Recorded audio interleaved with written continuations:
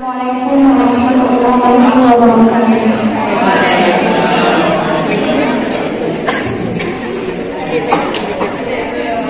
Guruku, pahlawanku,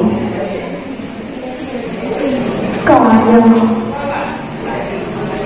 umbi.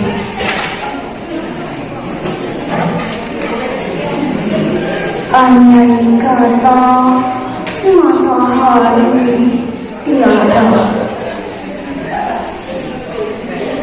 dunia akan beku dan bisu. Pelangi tiada akan pernah terpancar, kehidupan tiada akan pernah terlaksana.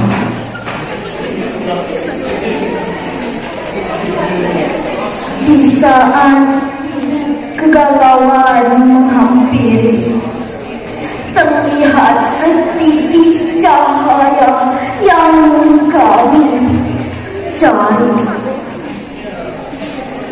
yang nampak dari sudut-sudut dirimu dan gerak-gerik tubuhmu. Engkau sinari jalan-jalan kami yang buntu, yang hampir menjerumuskan masa depan kami. Engkau serangi kami dengan tera ilmu yang tiada akan pernah sirna diterpa angin usia. Guru, engkau pahlawan yang tak pernah mengharapkan balasan. Di saat kami tak mendengarkanmu, engkau tak pernah mengeluh dan menyerah untuk mendidik kami.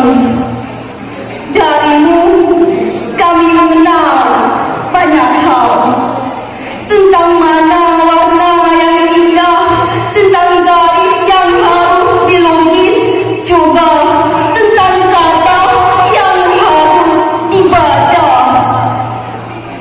Engkau buat hidup kami berarti.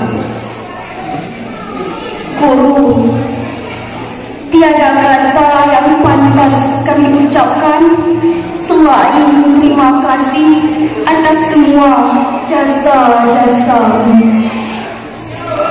Maafkan kami bila telah membuatmu kecewa.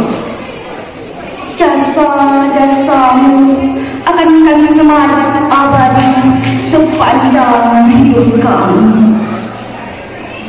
Terima kasih, guruku.